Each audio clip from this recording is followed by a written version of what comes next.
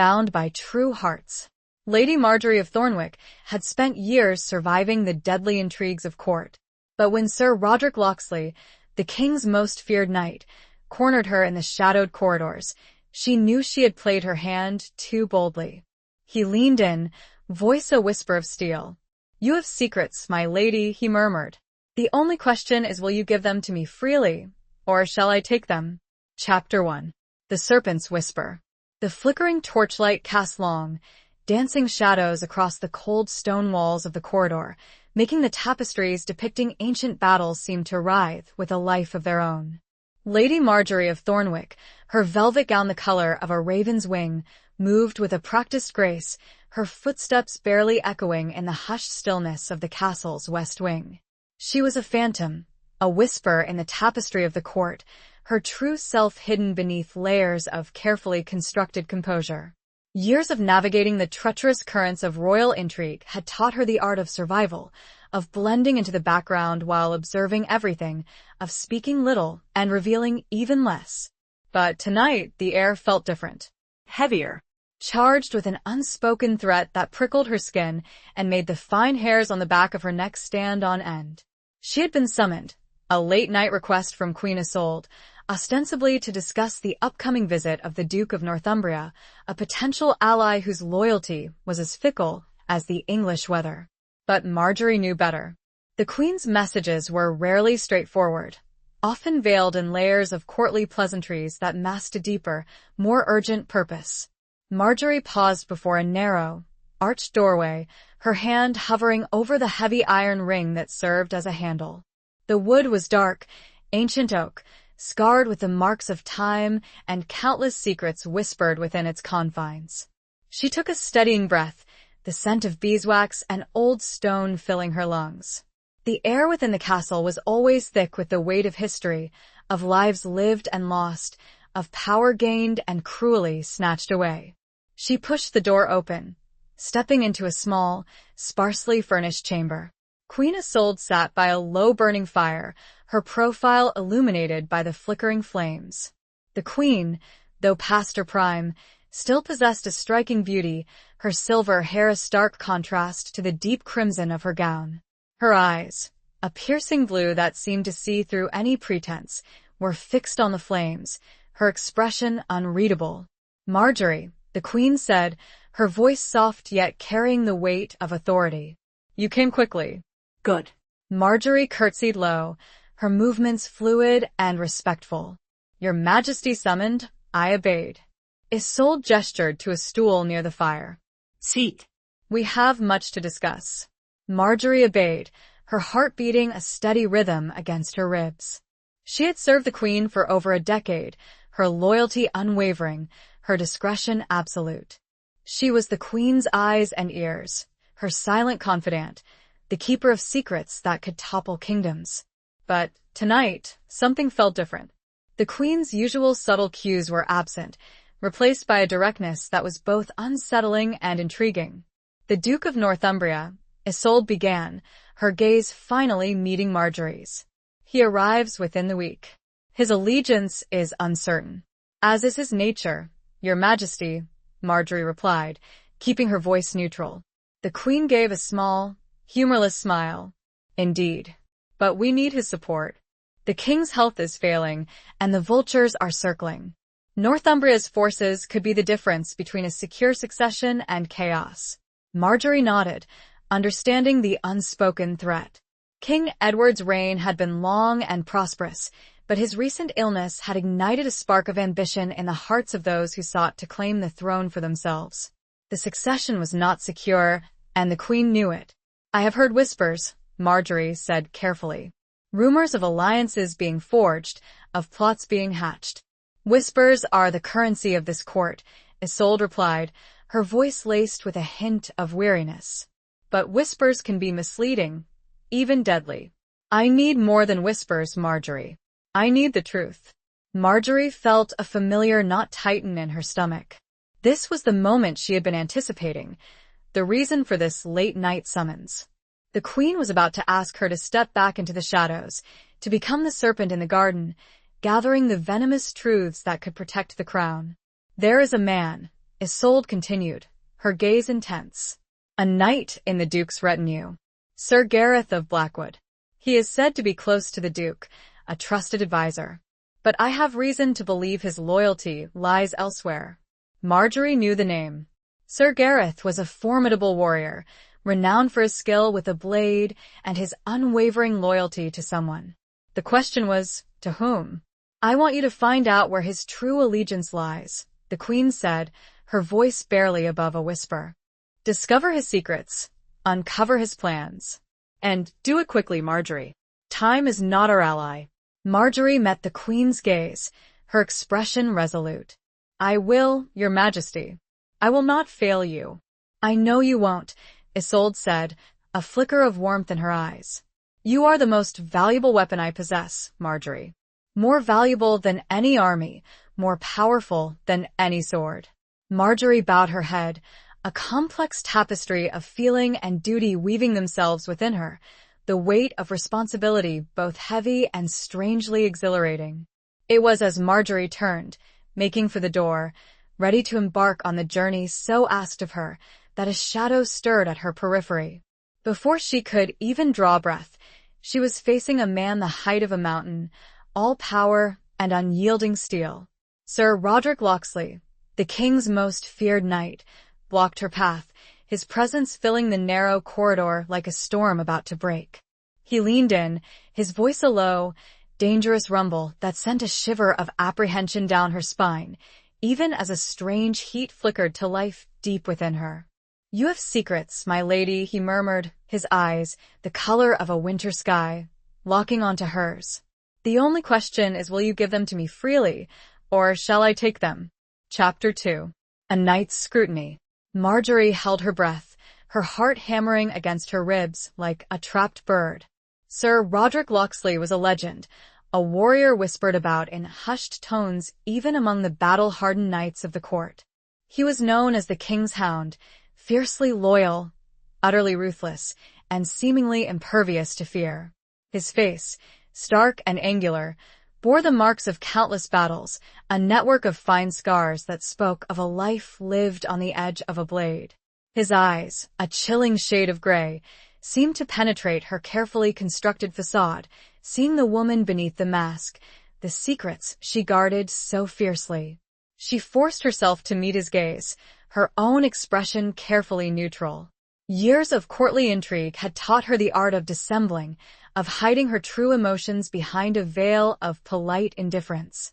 Sir Roderick, she said, her voice steady despite the tremor in her chest. You surprise me. I was not aware that eavesdropping was considered knightly conduct. A flicker of something amusement, perhaps, or challenge crossed his face. Eavesdropping, my lady? I prefer to think of it as gathering information. And you, Lady Marjorie, are a font of intriguing information. He stepped closer, his presence overwhelming in the confined space of the corridor. She could smell the faint scent of leather and steel, the lingering aroma of the forge and the battlefield. It was a scent that spoke of power, of danger, of a life lived far removed from the silken whispers of the court. I am but a humble servant of the Queen, Marjorie replied, her voice carefully measured. My secrets, if I have any, are hers to command. The Queen, he repeated, his voice a low murmur. A noble mistress. But even queens have their vulnerabilities. And sometimes, those vulnerabilities require a different kind of protection. Marjorie felt a prickle of unease. His words were veiled, yet the implication was clear. He suspected her, doubted her loyalty, perhaps even believed her to be a threat. And Sir Roderick Locksley, when he suspected, was not a man to be trifled with. I assure you, Sir Roderick, she said, tilting her chin slightly, a gesture of defiance she couldn't quite suppress. My loyalty to the Queen is absolute. He studied her for a long moment, his gaze unwavering. She felt as though she were being dissected, her every thought, her every emotion, laid bare before his scrutiny. It was an unsettling sensation, one she hadn't experienced in years. She was accustomed to being the observer, the one who gathered secrets, not the one whose secrets were being sought. Loyalty, he finally said, his voice soft yet edged with steel. A precious commodity in these uncertain times. But loyalty can be misplaced, blinded by affection, or swayed by promises. He reached out, his hand brushing against her arm, a fleeting touch that sent a jolt of awareness through her. It was not a threatening gesture, yet it was undeniably intimate, a subtle assertion of his power, his presence. I have seen men betray their oaths for far less than a queen's favor, he continued, his voice a whisper against her ear. For gold, for land, for the promise of power. Or perhaps for something more personal. Marjorie drew back slightly, her heart pounding. His words were too close to the truth, too close to the hidden fears she had carried for years. The fear of exposure, the fear of betrayal, the fear of losing the fragile peace she had carved out for herself in this treacherous world. I am not such a woman, Sir Roderick, she said, her voice firm despite the tremor that ran through her. My loyalty is not for sale. He smiled then, a slow, predatory smile that did not reach his eyes. Perhaps not. But everyone has a price, my lady. Everyone has a weakness. The trick is finding it. He stepped back, allowing her to pass. The relief that flooded her was almost overwhelming, yet it was tempered by a lingering sense of unease. Sir Roderick Locksley was not a man to be dismissed. He was a threat, a challenge, a shadow that would follow her every move. As she walked away, his words echoed in her mind, a chilling reminder of the precariousness of her position. She was a spy, a player in a deadly game, and now she had become the hunted. The game had changed, the stakes had been raised, and she knew that her survival depended on her ability to outwit, outmaneuver, and ultimately, outlast the king's hound. The weight of the queen's request, the danger posed by Sir Roderick, and the whispers of her own past formed a heavy burden on her shoulders, yet she walked on, her steps resolute, her gaze fixed on the path ahead. She would play the game, and she would win. She had to. Her life, and perhaps the fate of the kingdom, depended on it. The corridor seemed to stretch on forever, each step a measured tread towards an unknown future. Chapter 3. Shadows of the Past. The chill of the castle seeped into Marjorie's bones as she made her way to her chambers, the encounter with Sir Roderick leaving a lingering unease that settled deep within her. The heavy oak door, adorned with the crest of her late husband's family, creaked shut behind her, offering a semblance of sanctuary from the watchful eyes and whispering tongues of the court. But even within the familiar confines of her room, she could not escape the shadows that clung to her, the memories that stirred with every whispered secret, every veiled threat. The room was large and sparsely furnished, reflecting the austere life she had chosen after her husband's death. A large four-poster bed dominated one wall, draped in heavy velvet curtains that offered a measure of privacy. A single window, overlooking the castle gardens, allowed a sliver of moonlight to filter in, illuminating the dust motes dancing in the air. A worn tapestry, depicting a scene of a falcon in flight, hung above the fireplace, a silent reminder of her own longing for freedom, for escape from the gilded cage of the court. She removed her heavy gown, the velvet whispering against the stone floor, and slipped into a simple linen nightdress. The cool fabric against her skin was a small comfort, a momentary reprieve from the weight of her responsibilities. She sat before the vanity, her reflection staring back at her from the polished silver mirror. Her face, though still youthful, bore the subtle marks of time and worry, the faint lines around her eyes, the slight downward curve of her mouth. She had learned to mask her emotions, to present a facade of calm composure, but the mirror reflected the truth, the weariness that lay beneath the surface.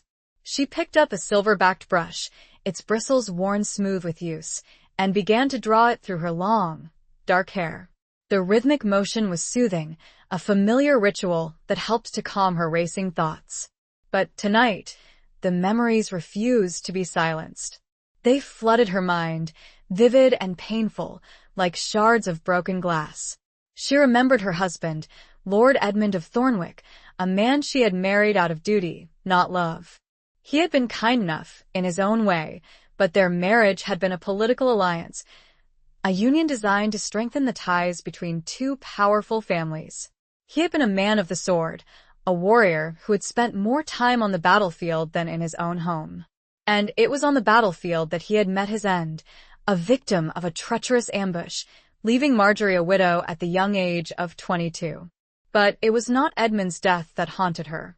It was the events that had followed, the whispers, the accusations, the veiled threats that had forced her to flee Thornwick, to seek refuge at the Queen's court.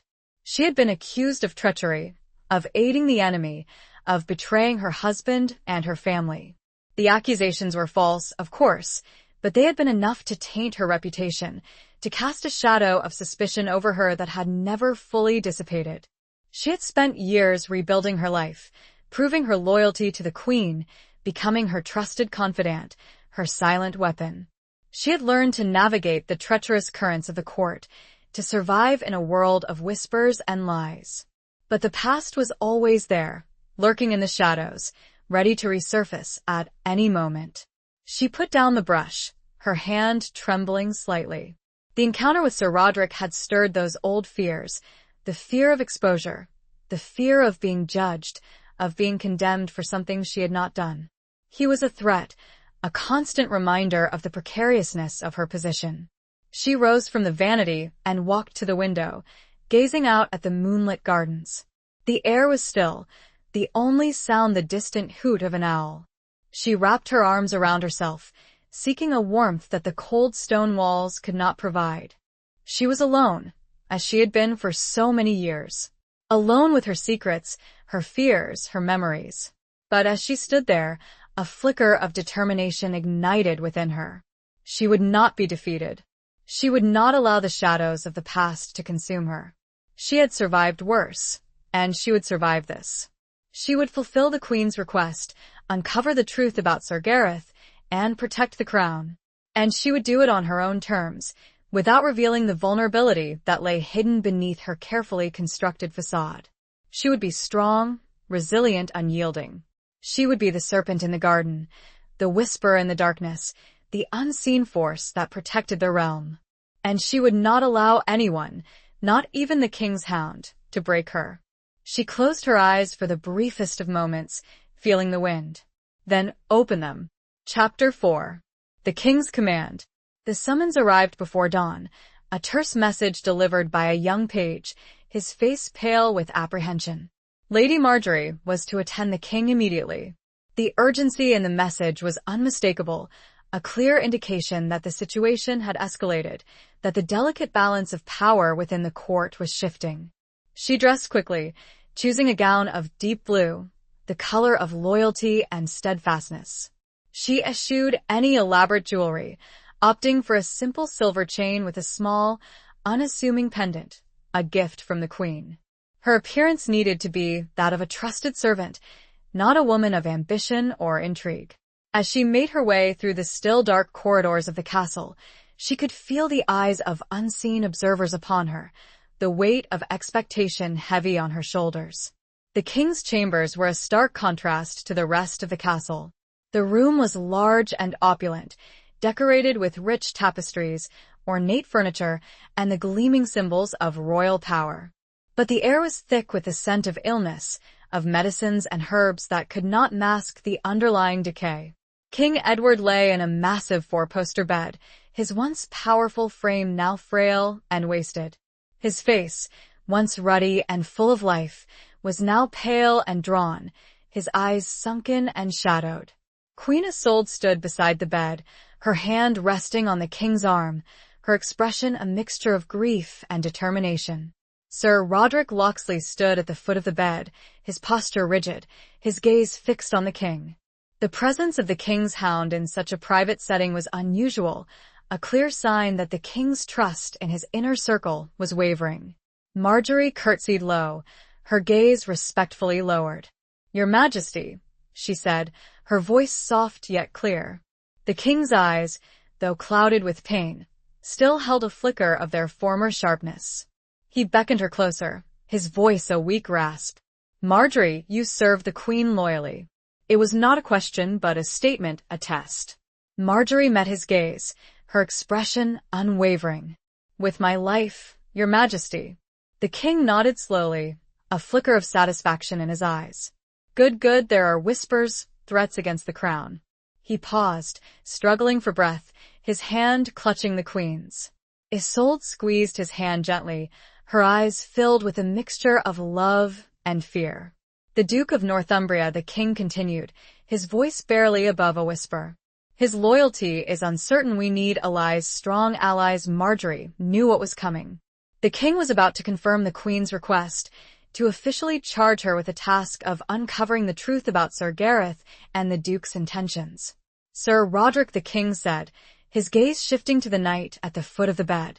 He suspects treachery. He believes there are those who would betray us. Sir Roderick stepped forward, his voice strong and resolute.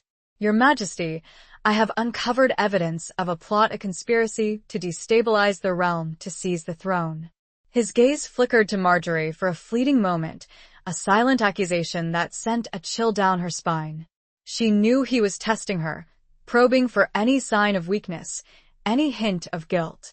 I believe, Sir Roderick continued, his voice unwavering, that there are those within this court who are actively working against your interests, who are in league with our enemies.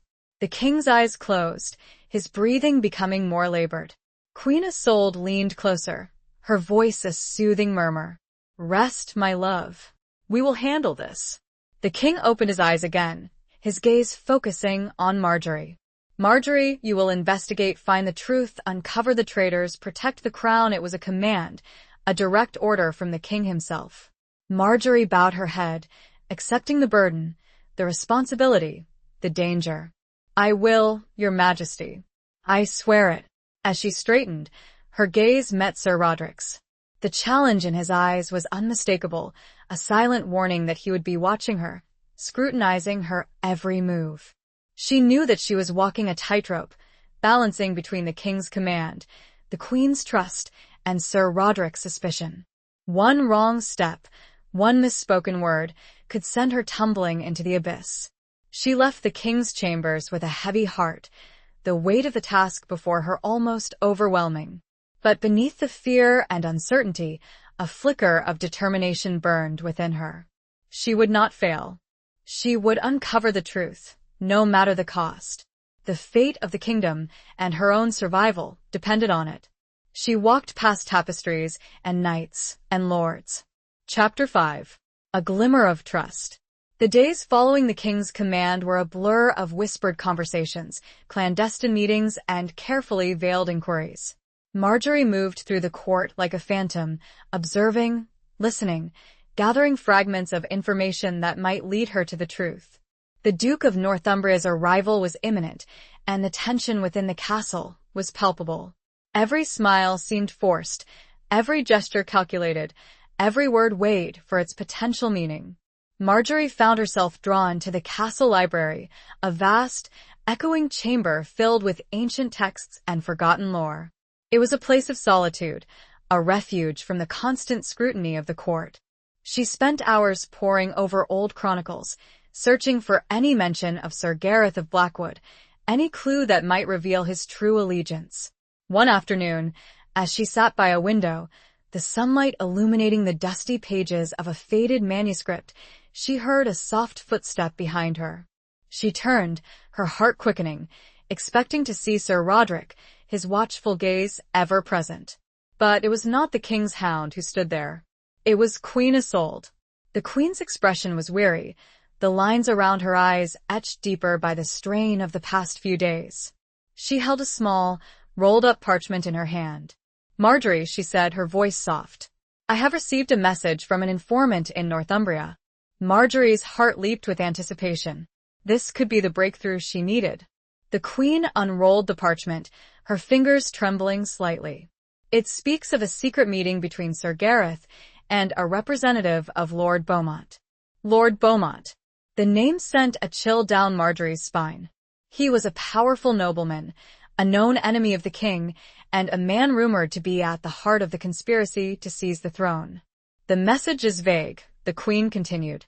It does not reveal the details of the meeting, only that it took place and that it involved a discussion of the future of the realm.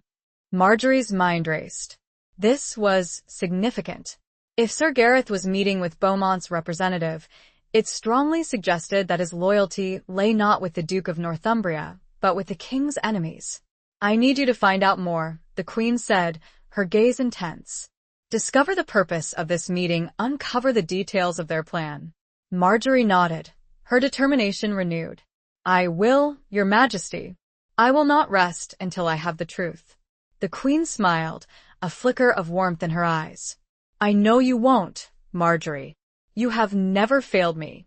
She reached out and placed her hand on Marjorie's arm, a gesture of trust, of gratitude. "You are more than just a servant to me, Marjorie. You are a friend, a confidant, a woman I admire and respect." Marjorie was taken aback by the Queen's words. She had always maintained a professional distance, careful not to overstep the boundaries of her position. But the Queen's sincerity was undeniable, a glimmer of warmth in the cold, calculating world of the court. "Thank you, Your Majesty," Marjorie said, her voice filled with emotion. "Your trust means more to me than you know." The Queen squeezed her arm gently. "I know it does. And I trust you implicitly. But be careful, Marjorie. This is a dangerous game. There are those who would see you silenced, who would stop at nothing to protect their secrets." Marjorie knew who the Queen was referring to. Sir Roderick Locksley. His presence was a constant shadow, a reminder of the danger she faced. "I will be careful, Your Majesty," Marjorie said, her voice resolute. "I will not let you down." The Queen nodded, her expression grave. "I know you won't. Go now, and may the light guide your path." Marjorie left the library with a renewed sense of purpose. The Queen's trust was a powerful weapon, a shield against the doubts and fears that threatened to consume her. She had a lead, a direction, and the unwavering support of the most powerful woman in the realm. She would find the truth, and she would expose the traitors, no matter the cost. She would not falter. She headed in search of a way to find the meeting. Chapter 6. The Tournament of Treachery. The arrival of the Duke of Northumbria was heralded with all the pomp and ceremony befitting a potential ally of the king. Banners snapped in the wind, trumpets blared, and the courtyard of the castle throbbed with the energy of anticipation and veiled suspicion. The Duke, a man of imposing stature with a shrewd gaze and a carefully cultivated air of affability, was greeted by the king and queen, their smiles masking the underlying tension that simmered beneath the surface. To celebrate the Duke's visit, and to foster a sense of camaraderie, or at least the illusion of it, a grand tournament was announced. Knights from across the realm, including the Duke's own retinue, would compete in a display of skill and strength, a spectacle designed to entertain and impress.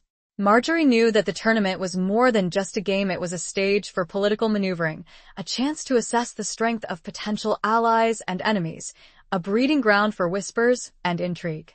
She moved through the crowds with a practiced ease, her senses alert, her gaze constantly scanning the faces around her. She was searching for Sir Gareth, for any sign of his connection to Lord Beaumont, for any clue that might reveal his true intentions. She spotted him amidst the Duke's retinue, his demeanor confident, his bearing that of a seasoned warrior. He was a striking figure, tall and powerfully built, with dark hair and eyes that seemed to miss nothing. He was engaged in conversation with the Duke, their heads close together, their words inaudible to Marjorie. As she watched them, she noticed a subtle exchange, a fleeting gesture that sent a jolt of recognition through her. Sir Gareth subtly slipped a small, rolled-up parchment to the Duke, who discreetly tucked it into his tunic. The movement was so swift, so practiced, that it would have been easily missed by anyone not specifically looking for it. Marjorie's heart quickened. This was it. This was the evidence she needed. The parchment likely contained information, a message, perhaps even proof of Sir Gareth's treachery. She needed to get her hands on it. The opportunity presented itself sooner than she expected. During a break in the tournament, the Duke retired to his chambers, leaving Sir Gareth mingling with the other knights. Marjorie saw her chance. She approached Sir Gareth, her demeanor carefully neutral, her expression that of a curious observer. "Sir Gareth," she said, her voice soft yet clear, "a magnificent display of skill. You are a formidable warrior. Sir Gareth turned to her, his eyes assessing her with a mixture of curiosity and suspicion. Lady Marjorie, he said, his voice polite but guarded. You flatter me. Not at all, Marjorie replied, her smile carefully crafted. I have always admired strength and skill, and you possess both in abundance. She allowed her gaze to linger on him for a moment, a subtle hint of admiration in her eyes. It was a dangerous game, playing on his vanity, but she knew that men like Sir Gareth were often susceptible to flattery. I am but a humble knight, he said, a hint of pride in his voice. I serve my duke, as any loyal man should. Loyalty, Marjorie repeated, her voice soft. A precious commodity, especially in these uncertain times. She saw a flicker of something in his eyes, a hint of unease, a fleeting moment of vulnerability. She knew she was on the right track. Indeed, he said, his voice regaining its composure. Loyalty is everything. And yet, Marjorie continued, her voice barely above a whisper. Loyalty can be tested, tempted, betrayed. She saw the muscles in his jaw tighten, a subtle sign of his inner turmoil. He knew she was probing him, questioning his allegiance. I am a man of my word, Lady Marjorie, he said, his voice hardening. My loyalty is unwavering. I hope so, Sir Gareth, Marjorie said, her gaze locking onto his. For the sake of the realm, and for your own. She turned and walked away, leaving him standing there, his expression a mixture of anger and apprehension. She had planted the seed of doubt, the suggestion of betrayal. Now, she needed to wait for it to grow. The tournament continued, but Marjorie's focus was elsewhere. She had set her trap, and now she waited for the prey to fall into it. And her patience and risk were shortly rewarded. She'd seen Sir Gareth talking with another. She needed to find him alone. Chapter 7. Whispers in the Dark. The castle at night was a different world, a labyrinth of shadows and silence, where secrets whispered on the cold air and danger lurked around every corner. Marjorie moved through the darkened corridors with a practiced stealth, her senses heightened, her every nerve on alert. She had followed Sir Gareth from the tournament, observing his movements, watching for any sign of his clandestine activities. He had retired to his chambers, but she knew he would not remain there for long. The message he had passed to the Duke, the subtle exchange, the flicker of unease in his eyes had all pointed to a secret meeting, a rendezvous with someone who shared his treacherous intentions. She waited in the shadows, concealed behind a heavy tapestry depicting a scene of a royal hunt. The air was cold, the silence broken only by the occasional creak of a floorboard or the distant howl of a dog. She had learned patience over the years, the ability to wait, to observe, to blend into the background until the opportune moment presented itself. After what seemed like an eternity, she heard the faint sound of a door opening. Sir Gareth emerged from his chambers, his cloak pulled tight around him, his face obscured by the shadows. He moved quickly and silently, his steps purposeful, his gaze constantly scanning the corridor. Marjorie followed him, keeping a safe distance, her footsteps barely audible on the stone floor.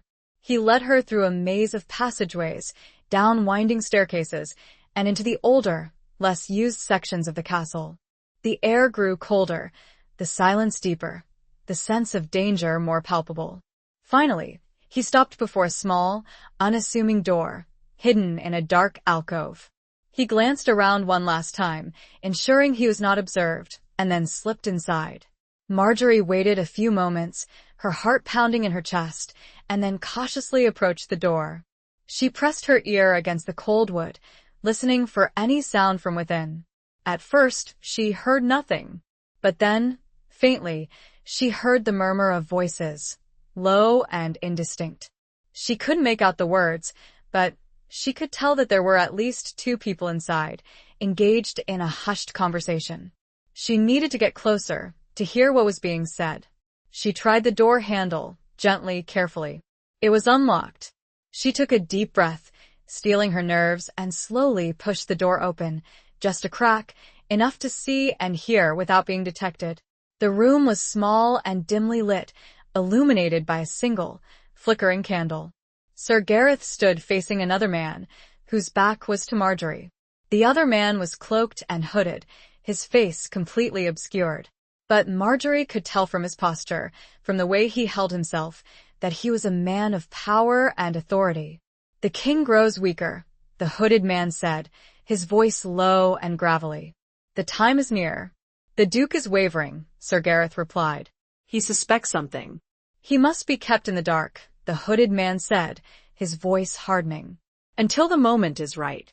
"And what of the Queen's spy?" Sir Gareth asked. "The woman Marjorie." Marjorie's blood ran cold. They were talking about her. They knew she was a threat. "She is a nuisance," the hooded man said dismissively. "But a minor one. She will be dealt with when the time comes."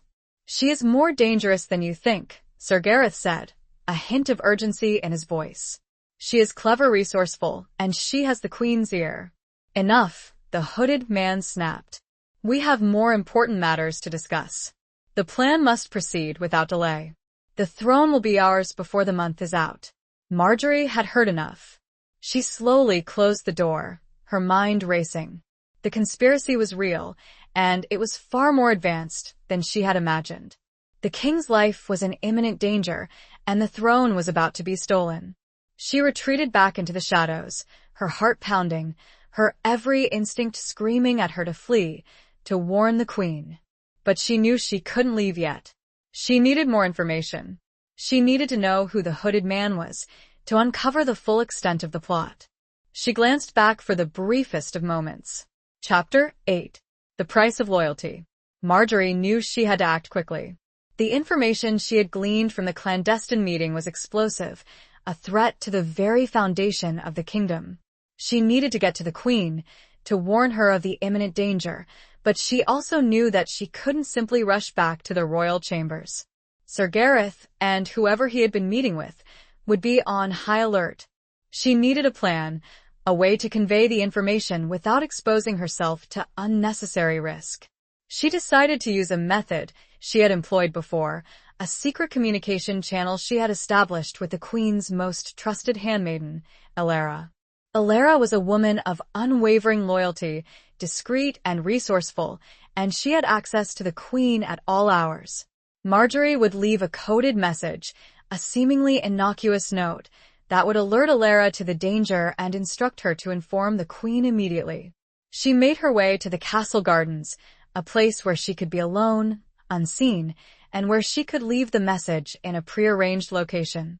The night air was cold, a sharp contrast to the stifling atmosphere of the castle. The moon was hidden behind a bank of clouds, casting the gardens in deep shadow. She found a secluded spot, a small alcove hidden behind a cluster of rose bushes. She had brought with her a small piece of parchment and a quill, concealed within the folds of her cloak. She quickly penned the message, using a cipher they had devised, a series of symbols and abbreviations that would be meaningless to anyone but Elara. The message was brief, but it conveyed the urgency of the situation. Serpent strikes. Falcon wavers. Throne in peril. Warn the lioness. Midnight hour. She folded the parchment carefully, sealing it with a drop of wax from a small candle she had brought with her. She then placed the message in a small, hollowed-out stone, a secret hiding place she and Elara had used before. As she was about to leave, she heard a sound, a faint rustle in the bushes behind her. She froze, her heart pounding in her chest. She slowly turned, her hand reaching for the small dagger she always carried concealed beneath her cloak. A figure emerged from the shadows, tall and imposing. It was Sir Roderick Locksley. He stood there, his gaze fixed on her, his expression unreadable. The moonlight, filtering through the clouds, illuminated his face, highlighting the sharp angles of his jaw, the intensity of his eyes. "Lady Marjorie," he said, his voice soft yet edged with steel. "What are you doing here alone in the dark?" Marjorie's mind raced. She had to think quickly, to come up with a plausible explanation. She couldn't reveal the truth, not to him. He was the king's hound, but his loyalty was to the king, not necessarily to the Queen.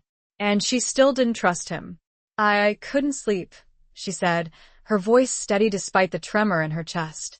I came here for some fresh air. He studied her for a long moment, his gaze unwavering. She felt as though he could see through her, see the lies she was weaving.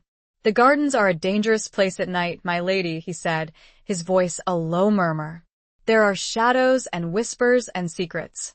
He stepped closer, his presence overwhelming. She could smell the faint scent of leather and steel, the lingering aroma of the forge and the battlefield. I am not afraid of shadows, Sir Roderick, she said, tilting her chin slightly, a gesture of defiance. Perhaps not, he said, his voice soft. But you should be. For shadows can conceal deadly intentions. He reached out, his hand brushing against her cloak, near where the dagger was concealed. She flinched, her heart leaping into her throat. He had felt it. He knew she was armed. A woman alone in the dark armed, he said, his voice a whisper. What secrets are you hiding, Lady Marjorie? Marjorie knew she was trapped. She couldn't lie her way out of this. He was too perceptive, too suspicious. She had to make a choice. Reveal the truth and risk his disbelief, or remain silent and face the consequences. The air was thick with tension. Then there was yelling. Marjorie realized they had company. Chapter 9. A Dance of Deception. The sudden shouts and the clatter of approaching footsteps shattered the tense silence between Marjorie and Sir Roderick. Guards, alerted by some unseen disturbance, were rushing towards the gardens, their torches casting flickering shadows that danced across the walls and hedges. Marjorie's mind raced. This interruption, though unexpected, could be her salvation. It offered a distraction, a chance to escape Sir Roderick's scrutiny, to buy herself some time. What is happening? Sir Roderick demanded, his gaze shifting from Marjorie to the approaching guards. I do not know, Marjorie replied, feigning confusion and concern. Perhaps. An intruder? She seized the opportunity, subtly moving away from Sir Roderick, putting some distance between them. The guards, their faces grim, their swords drawn, burst into the clearing. Sir Roderick, one of them exclaimed. We received a report. A disturbance. In the West Wing. Sir Roderick's attention was now fully diverted. He turned to the guards, his expression hardening. What kind of disturbance? We're not sure, sir, the guard replied. But witnesses claim to have seen a hooded figure fleeing the castle. Marjorie's heart skipped a beat. A hooded figure. It could be the man Sir Gareth had met with, the one who had spoken of seizing the throne. The timing was too perfect to be a coincidence. Search the grounds, Sir Roderick ordered, his voice sharp and commanding. Find him, and bring him to me. The guards dispersed, their torches illuminating the dark corners of the gardens. Sir Roderick, his gaze still lingering on Marjorie for a moment, turned and followed them, his footsteps echoing on the stone path. Marjorie watched them go, her mind reeling. The hooded figure's escape had created a diversion, a chaotic scene that had inadvertently saved her from Sir Roderick's interrogation. But it had also raised the stakes. The conspiracy was moving forward, the plan was in motion, and she was running out of time. She knew she had to get to Alara, to ensure the Queen received the warning. But she also knew that she couldn't simply rush back to the castle. Sir Roderick's suspicions were aroused, and he would be watching her closely. She decided to take a circuitous route, avoiding the main corridors and passageways. She would use the secret passages, the hidden pathways that she had discovered over the years, the ones known only to a select few.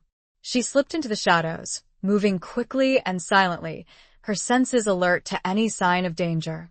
She navigated the labyrinthine passages, her footsteps barely audible on the stone floor.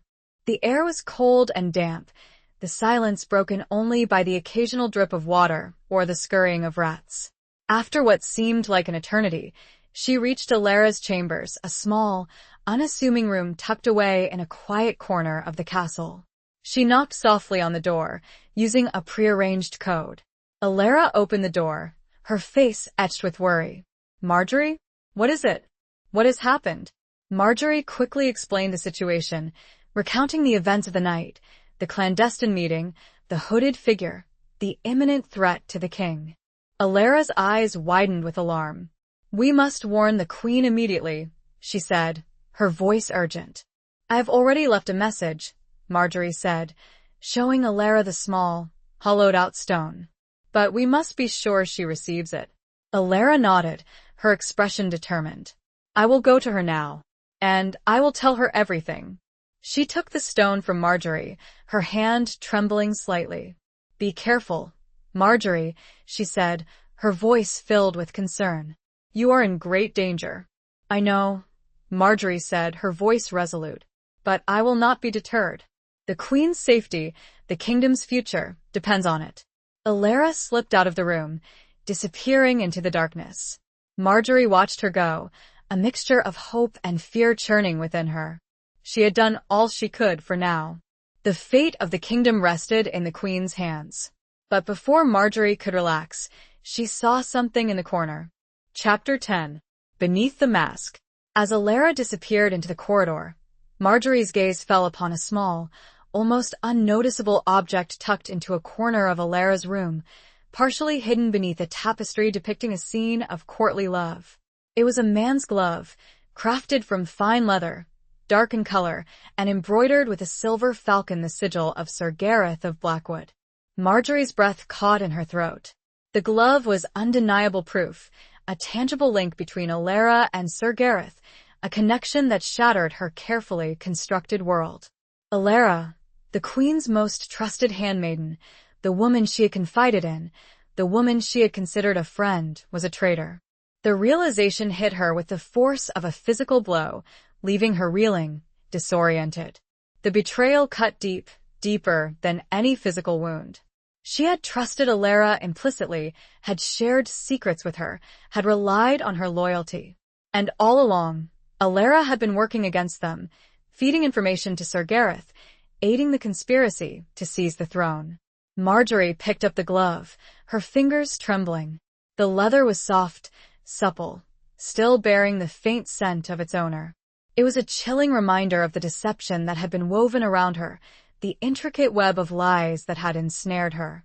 She felt a surge of anger, a burning rage that threatened to consume her. But she knew she couldn't afford to lose control. She had to think clearly, to assess the situation, to determine her next move.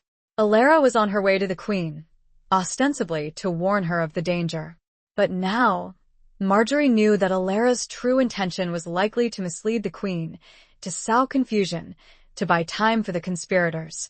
She had to stop her. She rushed out of Alara's chambers, her mind racing.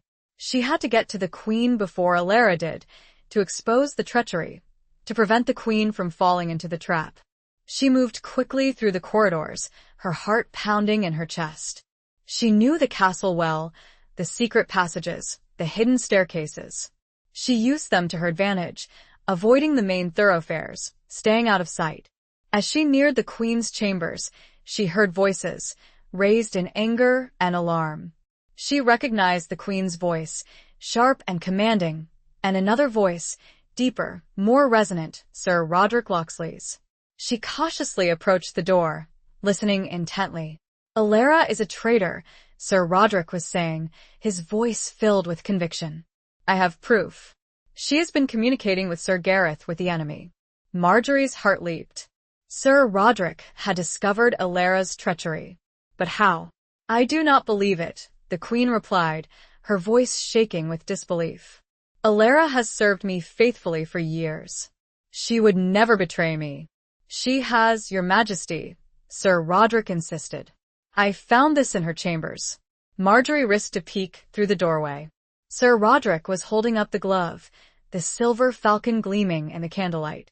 The queen stared at the glove, her face pale, her eyes filled with a mixture of shock and horror. "No," she whispered. It cannot be. Marjorie knew she had to act.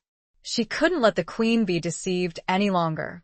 She pushed open the door and stepped into the room, her gaze fixed on the queen. "Your Majesty," she said, her voice clear and resolute. "Sir Roderick speaks the truth. Alara is a traitor. I saw her with Sir Gareth in the gardens. She placed his glove there." The queen turned to her, her expression a mixture of confusion and relief. "Marjorie, you know of this?" Yes, Your Majesty, Marjorie replied. I have been investigating Sir Gareth, and I discovered his connection to Alara. They are both part of the conspiracy, the plot to seize the throne. Sir Roderick stepped forward, his gaze fixed on Marjorie. You knew? He asked, his voice a mixture of surprise and suspicion. And you did not tell me? I did not trust you, Marjorie replied, her voice unwavering. You are the king's hound, not the queen's. I did not know where your loyalty lay. My loyalty, Sir Roderick said, his voice hardening, is to the crown, and to whoever sits upon the throne legitimately. He turned to the queen, his expression earnest. Your Majesty, we must act quickly. The conspirators are planning to strike tonight. We must secure the castle, protect the king, and expose the traitors. The queen nodded, her resolve returning. You are right, Sir Roderick. We will not let them succeed. We will defend the realm together. Marjorie felt a flicker of hope, a sense of unity in the face of danger. She had been wrong about Sir Roderick. His loyalty was true, his intentions honorable. And now, they were allies, bound together by a common purpose, to protect the crown and defeat the conspiracy. She stood beside him, ready to stand tall. Chapter 11. The Falcon's Flight. The castle was plunged into a state of controlled chaos.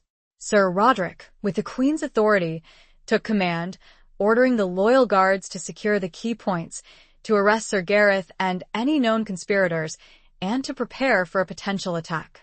Marjorie, with her intimate knowledge of the castle's layout and the conspiracy's plans, became his unexpected advisor, guiding him through the labyrinthine corridors and whispering warnings of potential threats. The air was thick with tension, the silence broken only by the clatter of armor, the hurried footsteps, and the whispered commands. Every shadow seemed to conceal a potential enemy, every corner a potential ambush. Marjorie felt a strange sense of exhilaration, a mixture of fear and determination that fueled her every action. She had spent years living in the shadows, gathering secrets, playing a silent game. Now, she was in the open, fighting alongside the very man who had suspected her, working to save the kingdom she had sworn to protect. They found Sir Gareth in the training yard, practicing his swordsmanship with a group of his men. He did not resist arrest, his expression stoic, his eyes betraying a flicker of defiance. He was taken to the dungeons, his fate uncertain. The search for other conspirators continued, but the hooded man, the mastermind behind the plot, remained elusive. Marjorie knew that he was the key, the linchpin of the entire conspiracy. Without him, the plan would likely fall apart. We need to find him, Marjorie said to Sir Roderick, her voice urgent. He is the one who controls everything. Sir Roderick nodded, his expression grim. I agree. But where is he? He could be anywhere or nowhere. Marjorie thought for a moment, her mind racing, trying to piece together the fragments of information she had gathered. The hooded man had spoken of seizing the throne before the month was out. He had mentioned the king's failing health. He had dismissed Marjorie as a minor nuisance. He was clearly a man of power, someone close to the king, someone with access to the inner circle. Suddenly it clicked. The falcon. Sir Gareth's sigil. The silver falcon. It was not just a personal emblem, it was a symbol of a noble house, a family with a long history of service to the crown and a history of ambition, of rivalry, of resentment. The falcon, Marjorie said, her voice filled with realization. It's Lord Beaumont. He is the hooded man. Sir Roderick's eyes widened. Beaumont? But he is a trusted advisor, a member of the King's Council. He is also a man with a grudge, Marjorie said. He believes his family was wronged by the king years ago. He has been waiting for his chance to take revenge, to seize the throne. Sir Roderick's expression hardened. Then we must find him before he strikes. They searched the castle, scouring every room, every corridor, every hidden passage. But Beaumont was nowhere to be found. He had vanished, like a phantom in the night. As they stood in the king's antechamber, frustrated and exhausted, Marjorie noticed something, a detail she had overlooked before. A small, almost unnoticeable scratch on the floor, near the entrance to a secret passage, a passage that led to the old, abandoned wing of the castle. The secret passage, Marjorie said, pointing to the scratch. He used this to escape. Sir Roderick examined the scratch, his eyes narrowing. You are right. He is still in the castle hiding waiting. They followed the passage, their footsteps echoing in the darkness. The air was cold and damp, the silence heavy with anticipation. They knew they were closing in on their prey, the man who held the fate of the kingdom in his hands. Marjorie felt the cold, and she held it. Chapter 12. Echoes of Regret. The secret passage led them to the oldest part of the castle, a section long abandoned, its stones crumbling, its corridors choked with dust and cobwebs. The air here was heavy with the scent of decay, a palpable sense of forgotten history and lingering sorrow.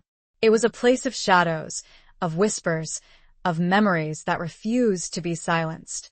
As they moved deeper into the abandoned wing, Marjorie felt a growing unease, a sense of familiarity that tugged at the edges of her memory. She had been here before, long ago, in another life, a life she had tried to bury, to forget. They reached a large, dilapidated chamber, its walls adorned with faded tapestries depicting scenes of ancient battles and long-dead kings. A single shaft of moonlight, filtering through a crack in the ceiling, illuminated the dust motes dancing in the air. In the center of the room, standing with his back to them, was Lord Beaumont, his cloak pulled tight around him, his figure silhouetted against the faint light. Beaumont, Sir Roderick said, his voice echoing in the cavernous space. It is over. Surrender. Beaumont slowly turned, his face emerging from the shadows. His expression was a mixture of defiance and despair, his eyes filled with a haunting sadness. He looked older than Marjorie remembered, his face etched with lines of bitterness and regret. Roderick, Beaumont said, his voice raspy. You always were the king's loyal dog. And you, Sir Roderick replied, his voice cold, were a traitor. A traitor? Beaumont laughed, a harsh, humorless sound. No, Roderick. I am a patriot. I am trying to save the kingdom from a weak king and a scheming queen. The queen is loyal to her husband, Marjorie said, stepping forward, her voice firm. She would never betray him.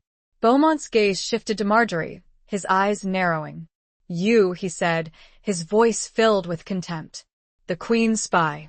The woman who slithers in the shadows, spreading lies, destroying lives. His words struck a nerve, stirring up the old accusations, the pain she had tried so hard to bury. She felt a surge of anger, a desire to defend herself, to prove her innocence. I speak the truth, Marjorie said, her voice trembling slightly. You are the one who lies, who plots, who betrays. Lies? Beaumont scoffed. The truth is what I say it is. And the truth is this kingdom needs a strong ruler, a ruler who will restore its glory, a ruler like me. He drew a sword from beneath his cloak, the moonlight glinting on the polished steel. I will not surrender, Roderick. I will fight for what I believe in, for what is rightfully mine. Sir Roderick drew his own sword, his expression grim. Then you will die a traitor's death. The two men faced each other, their swords raised, their bodies tense. The air crackled with anticipation, with the threat of violence. Marjorie watched them, her heart pounding in her chest, her mind filled with a sense of dread. As the two men began to circle each other, Beaumont's gaze locked onto Marjorie's. A strange light flickered in his eyes. You remind me of her, he said. Of Eleanor. So strong. So passionate. So easily broken. Marjorie stared. This had to be where it began. Chapter 13. A Fortress of Lies. Beaumont's words, spoken with such venomous softness, struck Marjorie like a physical blow. Eleanor. The name echoed in her mind, a ghost from her past, a memory she had buried deep, locked away in the darkest recesses of her heart. Eleanor had been her closest friend, her confidant, a woman she had loved like a sister. And Eleanor had been Lord Beaumont's wife. The realization slammed into her, a wave of understanding that washed away the years of confusion and doubt. Beaumont's hatred, his accusations, his relentless pursuit of her, it was not about the king, not about the throne. It was about Eleanor. He believed Marjorie had betrayed her, had been responsible for her death. Eleanor, Marjorie whispered, her voice barely audible. You think I betrayed her? Beaumont's eyes glittered with a mixture of hatred and grief. You know you did. You were jealous of her beauty, of her happiness, of my love for her. That's not true, Marjorie said, her voice shaking. I loved Eleanor. She was my friend. Lies. Beaumont roared, his voice echoing through the chamber. You poisoned her mind, turned her against me, drove her to He couldn't finish the sentence, his voice choked with emotion. He lunged at Sir Roderick, his sword flashing in the moonlight, the clash of steel ringing through the chamber.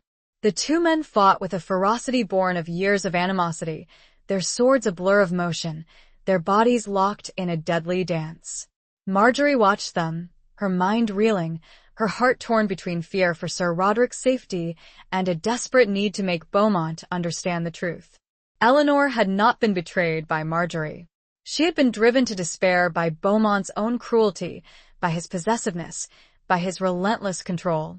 She had confided in Marjorie, seeking solace, seeking escape from a marriage that had become a prison. And Marjorie, young and naive, had tried to help her, had urged her to leave Beaumont, to seek a life of her own. But Eleanor had been afraid, trapped by the constraints of her time, by the expectations of society, by the fear of scandal and ruin. She had chosen to stay, to endure, to hope that things would change. And in the end, that choice had cost her her life. She had taken her own life, unable to bear the weight of her unhappiness any longer. Marjorie had blamed herself for years, carrying the guilt, the shame, the burden of a secret she had never dared to reveal. She had fled Thornwick, seeking refuge at the Queen's court, trying to escape the whispers, the accusations, the shadow of Beaumont's hatred. Now, standing here in this crumbling chamber, facing the man who had haunted her for years, she knew she could no longer remain silent.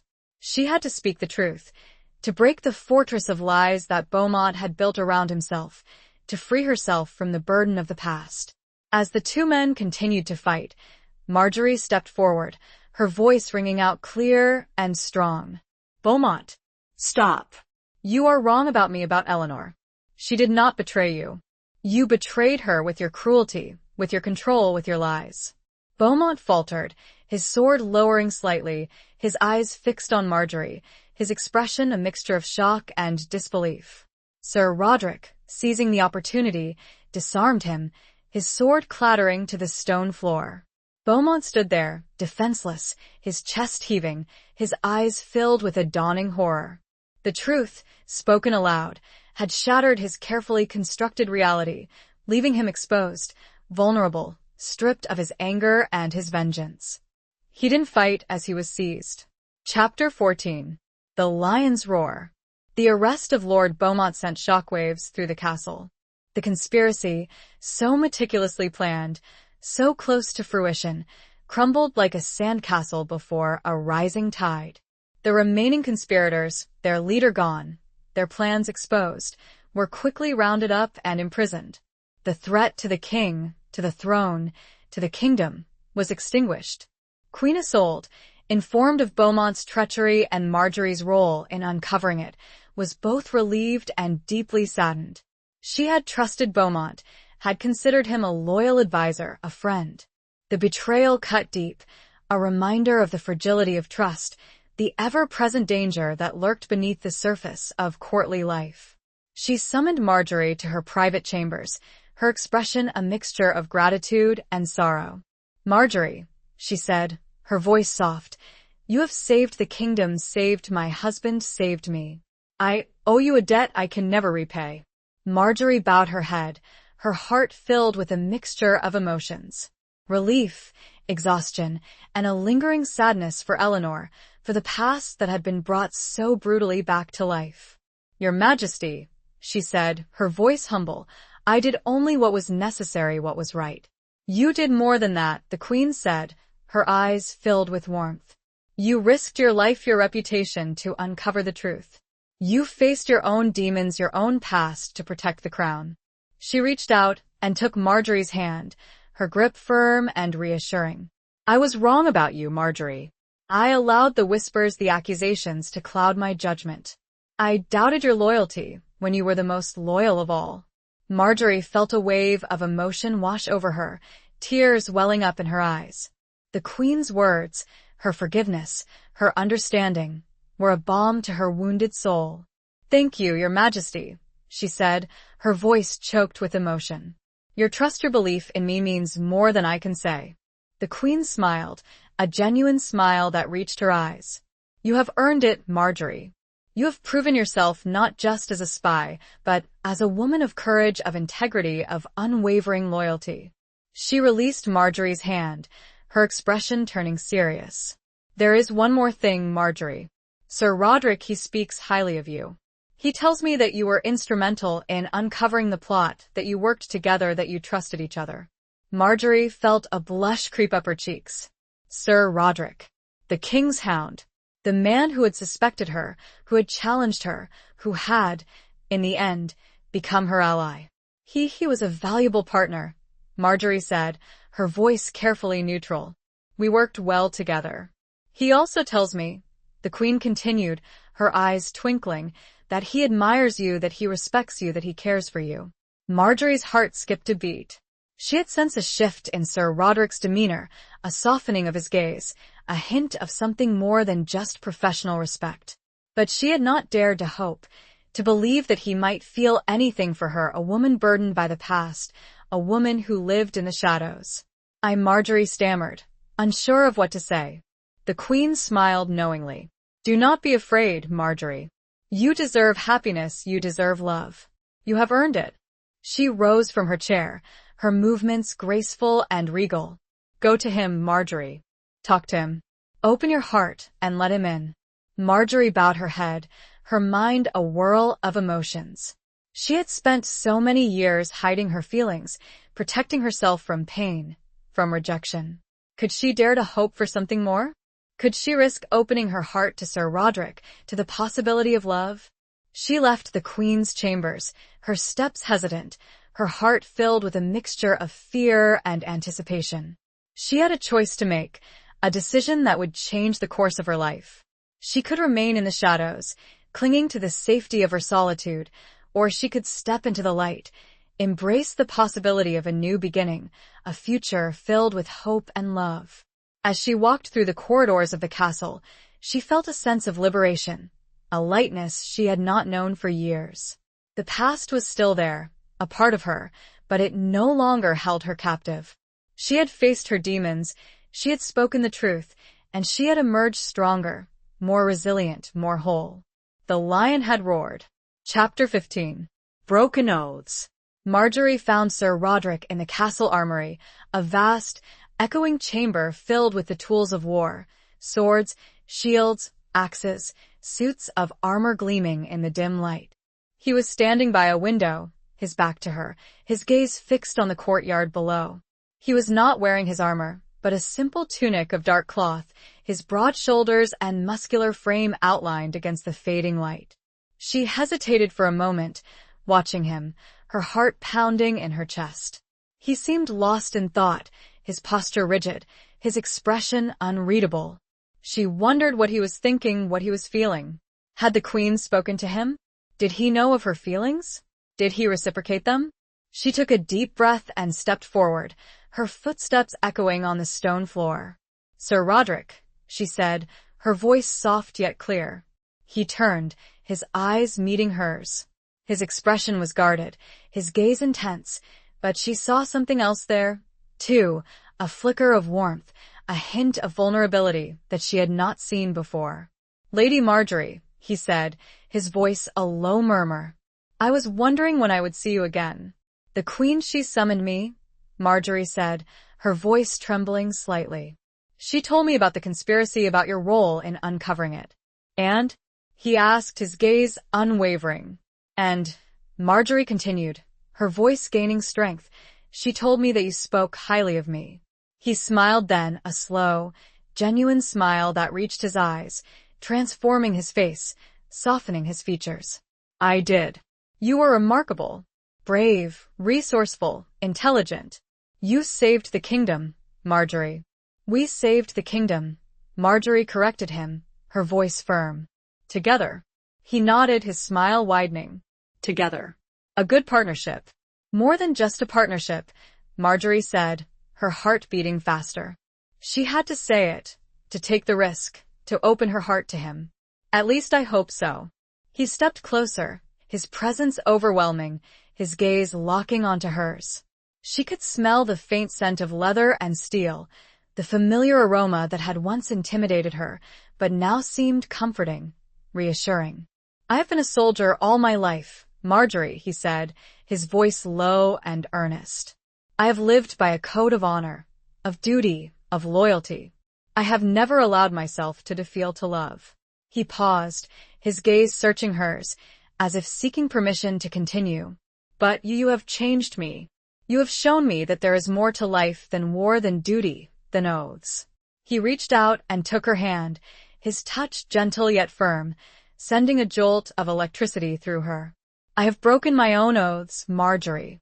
Oaths of solitude, of detachment, of indifference. I have broken them for you. Marjorie felt tears welling up in her eyes, tears of joy, of relief, of overwhelming emotion. She had never dared to hope for this, for a love like this, a love that was strong, honest, and true. Roderick, she whispered, her voice choked with emotion. I feel the same. He drew her closer, his arms encircling her, holding her tight. She rested her head against his chest, listening to the steady beat of his heart, feeling the warmth of his embrace. She felt safe, protected, loved. I have lived in the shadows for so long, Marjorie, he said, his voice a murmur against her hair. Afraid to let anyone in, afraid to be vulnerable, afraid to be hurt. I know, Marjorie said, her voice soft. I have been there, too. But with you, he continued, I feel different. I feel alive. I feel like I can finally be myself, my true self. He tilted her chin up, his gaze meeting hers, his eyes filled with a love that was both tender and fierce. Marry me, Marjorie. Be my wife. Be my partner in life and love, in everything. Marjorie's heart overflowed with joy. She had found her home, her safe harbor, her true love. Yes, Roderick, she whispered, her voice filled with emotion. Yes, I will marry you.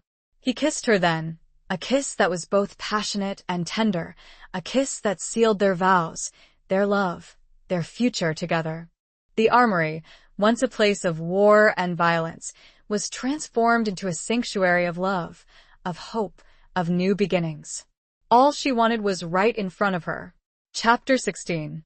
The Heart's Citadel.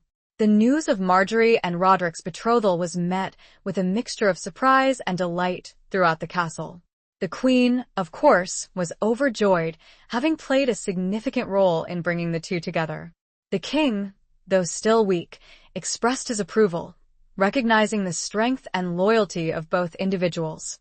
The court, ever eager for gossip and intrigue, buzzed with speculation and excitement. The wedding was planned for the following month, a relatively short engagement, reflecting the urgency and intensity of their feelings. Marjorie, though initially hesitant about the public nature of the event, embraced the opportunity to celebrate their love openly, to shed the shadows of her past, and step into the light of a new beginning. Roderick, ever the practical soldier, focused on the arrangements, ensuring that the castle was secure, the guests were accommodated, and the ceremony was befitting of their status.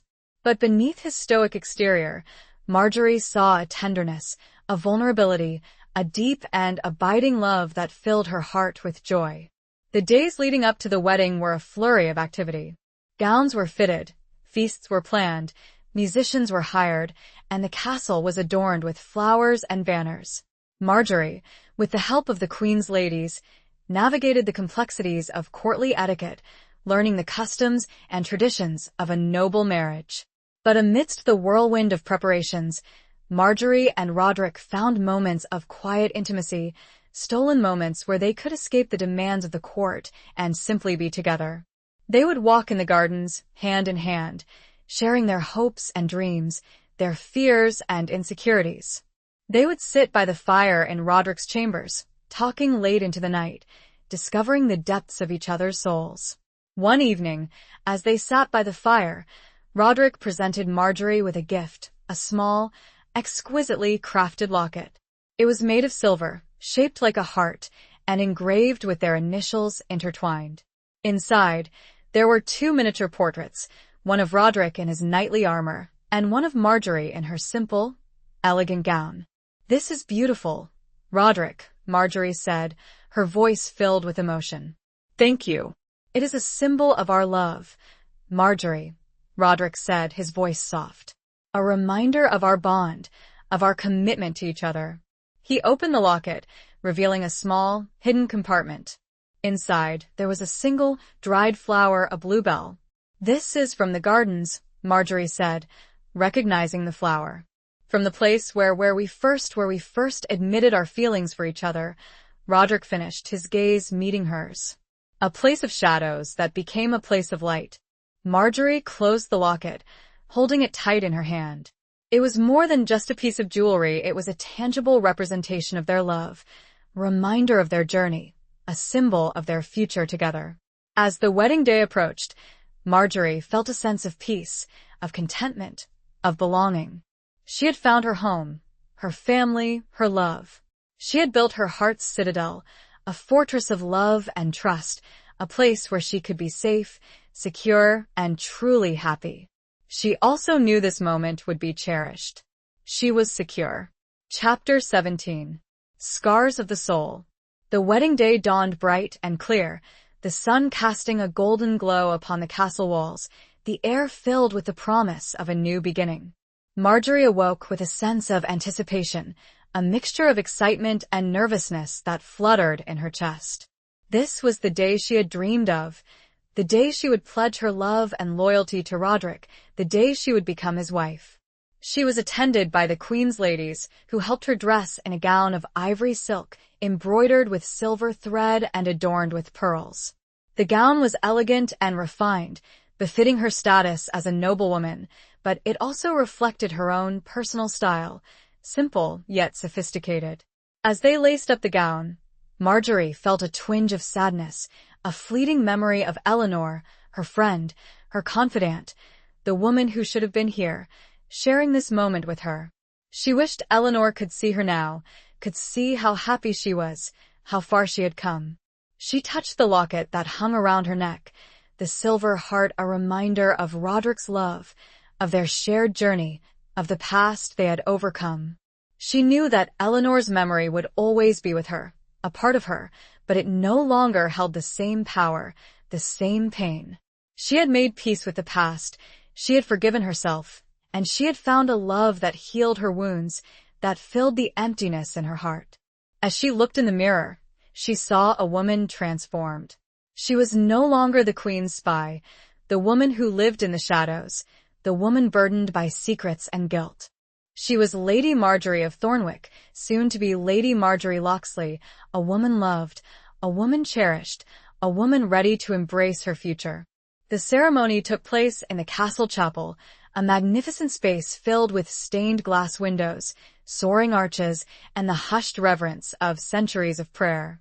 The chapel was filled with guests, nobles from across the realm, knights in shining armor, ladies in their finest gowns, all gathered to witness the union of two powerful families, two extraordinary individuals.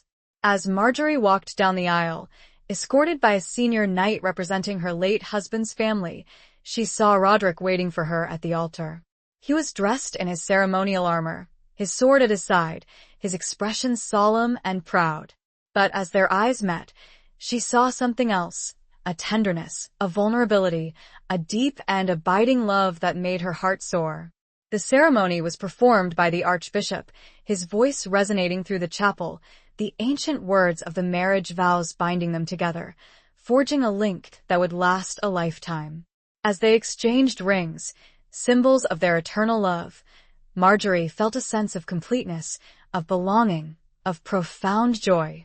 After the ceremony, there was a grand feast in the great hall, a celebration filled with music, dancing, and laughter. Marjorie and Roderick sat at the high table, surrounded by their guests, their love a beacon of hope and happiness in a world often filled with darkness and strife. As the evening drew to a close, Marjorie and Roderick retreated to their chambers, their hearts filled with love and gratitude. They had faced their demons, they had overcome their challenges, and they had emerged stronger, more resilient, more in love than ever before. As they stood by the window, looking out at the moonlit landscape, Roderick wrapped his arms around Marjorie, holding her close. "We have built our citadel, my love," he said, his voice a whisper against her ear. "A fortress of love that will withstand any storm." "Yes," Marjorie replied, her voice filled with emotion. "And within these walls we will find our peace, our happiness, our forever." They kissed a long, slow kiss that sealed their love, their commitment, their future together.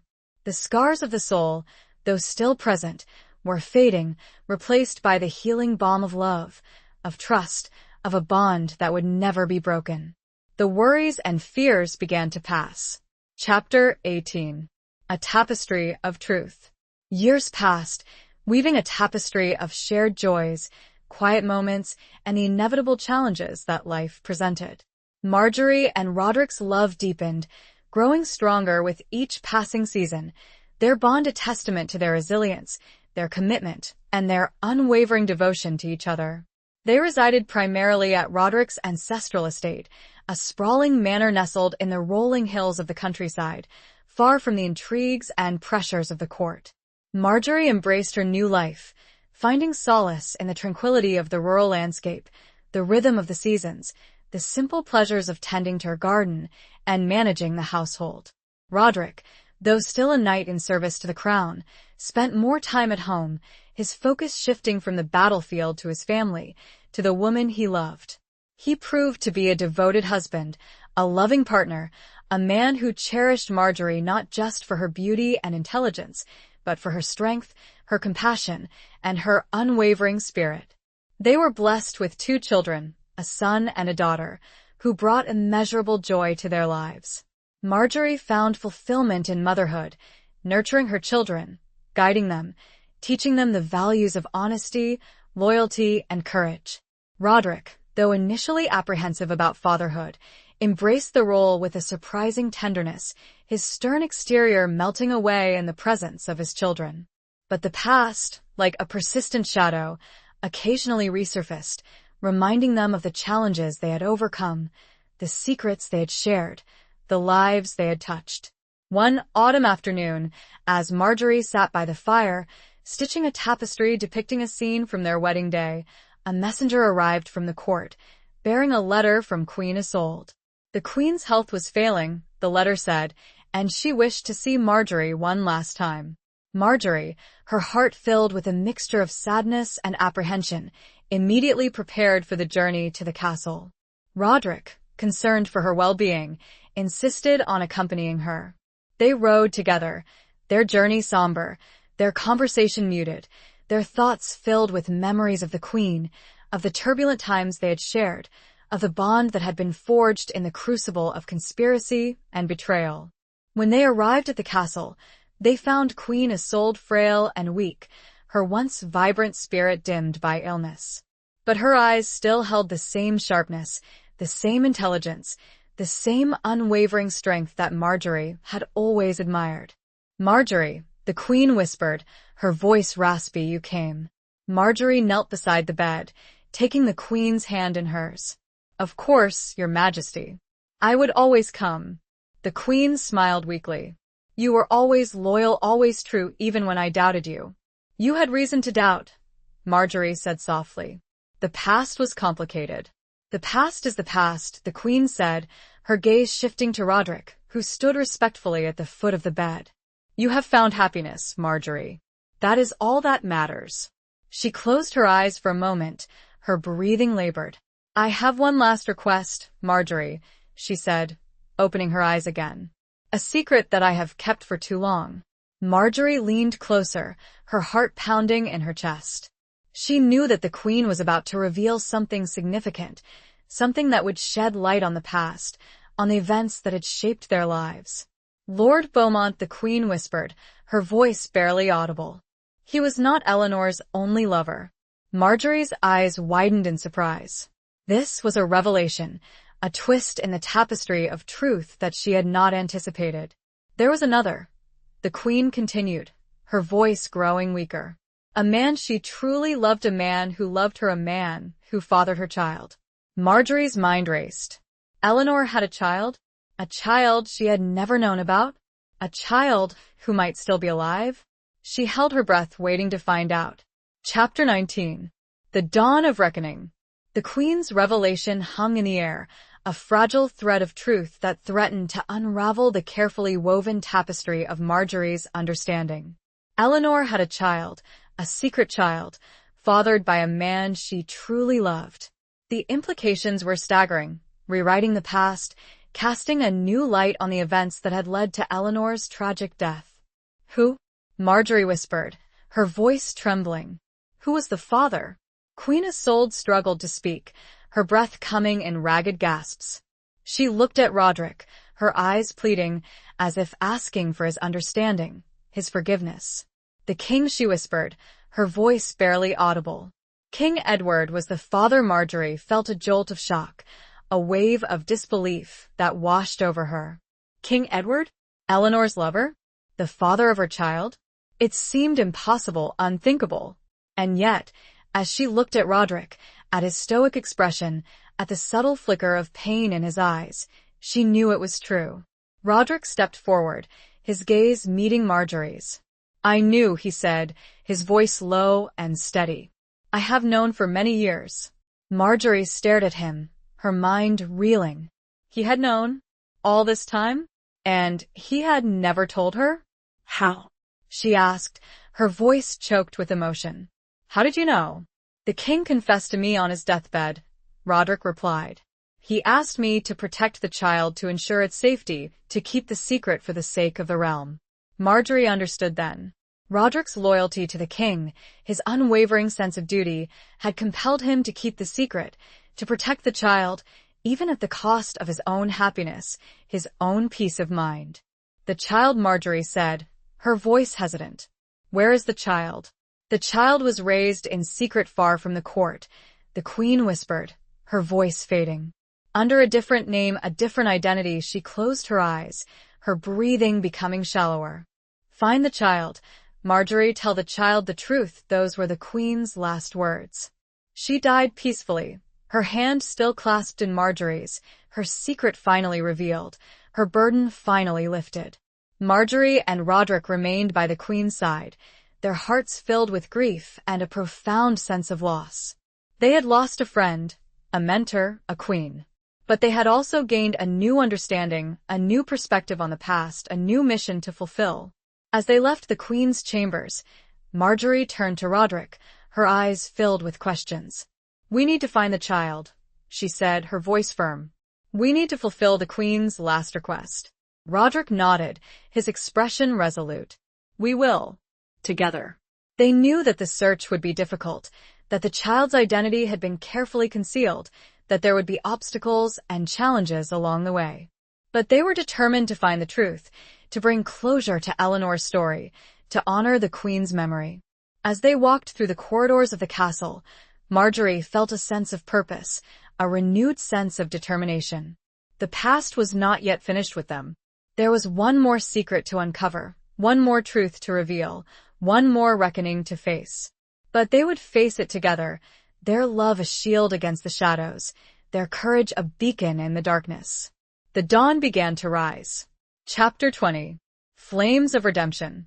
The search for Eleanor's child consumed Marjorie and Roderick, leading them on a journey that tested their resolve, their resourcefulness, and their unwavering commitment to the truth. They followed a trail of whispers and rumors, piecing together fragments of information, navigating a labyrinth of secrets and deceptions.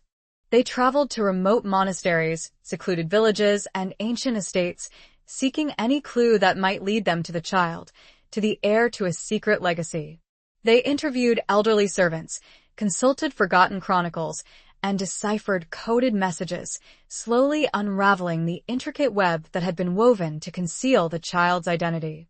Along the way, they faced opposition, resistance from those who sought to protect the secret, those who feared the consequences of the truth being revealed. But Marjorie and Roderick persevered, their love for each other, their loyalty to the Queen, and their commitment to justice fueling their determination. Finally, after months of searching, they found a lead, a clue that pointed them to a small, isolated village nestled in the heart of the northern forests. A local woman, a former servant at the castle, remembered a child, a boy, who had been brought to the village years ago, a child with striking blue eyes and a regal bearing, a child who had been raised in secrecy, under the protection of a local knight. Marjorie and Roderick traveled to the village, their hearts filled with a mixture of hope and apprehension. They found the knight, an aging warrior named Sir Thomas, who lived in a modest manor house on the outskirts of the village. Sir Thomas was initially reluctant to speak, bound by an oath of secrecy he had sworn years ago. But Marjorie, with her gentle persistence and her unwavering determination, convinced him to reveal the truth. He led them to a small, secluded chapel located in the heart of the forest. Inside, they found a young man, kneeling in prayer before the altar. He was tall and handsome, with striking blue eyes and a noble bearing, a young man who bore a striking resemblance to both King Edward and Eleanor. "This is Gareth," Sir Thomas said, his voice filled with emotion. Eleanor's son, the king's son, the rightful heir. Marjorie and Roderick were stunned. Gareth. The name they had heard whispered in the shadows, the name associated with treachery and conspiracy. But this Gareth was not a traitor, not a conspirator. He was an innocent, a victim of circumstances, a pawn in a game he had never understood. They approached him, their hearts filled with compassion and a profound sense of responsibility. Marjorie, her voice soft and gentle, explained who they were, who he was, and the truth about his parentage. Gareth listened in stunned silence, his eyes wide with disbelief, his mind struggling to comprehend the magnitude of the revelation. He had been raised to believe he was an orphan, a ward of Sir Thomas, a young man with no family, no history, no claim to anything. "I do not know what to say," he said, his voice trembling. I need time to understand, to accept." Marjorie and Roderick understood. They offered him their support, their guidance, their love. They told him about Eleanor, about her kindness, her compassion, her tragic fate. They told him about King Edward, about his strength, his wisdom, his secret love for Eleanor. Gareth, slowly, began to accept the truth, to embrace his heritage, to understand his place in the world. He was not a traitor, not a conspirator. He was the rightful heir to a legacy of love, of loss, of redemption. Marjorie and Roderick, their mission fulfilled, returned to their home, their hearts filled with a sense of peace, of closure, of profound satisfaction. They had faced the past, they had uncovered the truth, and they had brought redemption to a story that had been shrouded in secrets and lies for far too long. They looked forward to the horizon. The flames of the past had burned brightly, but they had also illuminated the path to a new beginning, a future filled with hope, with love, with the promise of a brighter tomorrow. They knew the future would be bright. Epilogue. The years that followed were a testament to the enduring power of love, forgiveness, and the unwavering pursuit of justice. Gareth, guided by Marjorie and Roderick, embraced his heritage, learning the responsibilities of his lineage and navigating the complexities of his newfound identity. He chose not to claim the throne, recognizing the stability of the current rule and wishing to avoid further upheaval. Instead, he dedicated himself to serving the realm in a different capacity, using his wisdom, compassion, and inherent sense of justice to become a respected advisor and a voice for the people. Marjorie and Roderick, their lives intertwined with Gareth's, continued to find solace and joy in their quiet life in the countryside. Their home became a haven, not just for their own children, but for Gareth as well, a place where he could find acceptance, understanding, and the warmth of a family he had never known. The bond between them deepened, forged by shared secrets, mutual respect, and a love that transcended the boundaries of blood and circumstance. Marjorie, her past finally reconciled, found peace in the simple rhythms of her life. She tended to her garden, stitched her tapestries, and watched her children grow, her heart filled with a quiet contentment that she had never thought possible. The shadows of her past still lingered, but they no longer held the same power, their darkness dimmed by the bright light of her present happiness. Roderick, his warrior spirit tempered by the love of his wife and the responsibilities of fatherhood, found a new purpose in his life. He remained a loyal servant to the crown, but his focus shifted from the battlefield to the well-being of his family, to the protection of those he loved. He saw in Gareth a reflection of his own youthful idealism, a reminder of the importance of honor, duty, and the unwavering pursuit of justice. As the years turned into decades, Marjorie and Roderick witnessed the changing seasons, the ebb and flow of life, their love a constant beacon in a world of shifting fortunes. They grew old together, their faces etched with the lines of time, their bodies bearing the marks of age, but their hearts remained young, their love undiminished, their bond unbreakable. One evening, as they sat by the fire, their grandchildren playing at their feet, Marjorie looked at Roderick, her eyes filled with a love that had endured the test of time. "We built our citadel, my love," she said, her voice soft, her hand reaching for his. "And it has stood strong." Roderick smiled, his gaze meeting hers, his eyes reflecting the same enduring love. "Yes," he said, his voice a whisper. "And within these walls we found our forever." He leaned in and kissed her, a gentle kiss that spoke of a lifetime of shared joys, quiet moments, and unwavering devotion. The tapestry of their lives, woven with threads of darkness and light, of sorrow and joy, of secrets and truth, was complete. It was a tapestry of love, of redemption, of a legacy that would endure for generations to come. They were at peace.